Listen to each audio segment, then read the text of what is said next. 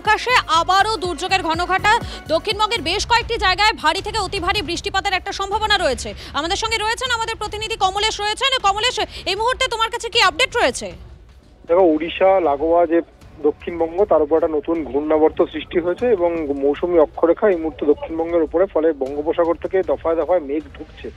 আজকে দক্ষিণ চব্বিশ পরগনা, পূর্ব বর্ধমান এবং আলিপুরদুয়ার এই তিন জেলায় অতি ভারী বৃষ্টি হতে পারে এবং কলকাতা সহ কলকাতা লাগোয়া জেলাগুলো যেমন উত্তর চব্বিশ পরগনা, নদিয়া, পূর্ব পশ্চিম মেদিনীপুর, হাওড়া, হুগলি, বাঁকুড়া এই জেলাগুলো ভারী বৃষ্টি হতে পারে কাল এবং পরশু। আর এই দুদিনও ভারী থেকে অতি ভারী বৃষ্টির সম্ভাবনা রয়েছে। ফলে নিচু এলাকাগুলো, বিশেষ করে যে এর আগে আমরা দেখেছি অনেক জায়গা দক্ষিণবঙ্গের বানভাসী হয়ে গিয়েছিল, যেমন পশ্চিম মেদিনীপুর, বাঁকুড়া এই অঞ্চলগুলোতে যেহেতু ভারী বৃষ্টির পূর্বাভাস রয়েছে, ফলে ঘাটালের মতো জেলা আবার নতুন করে ডুবতে পারে।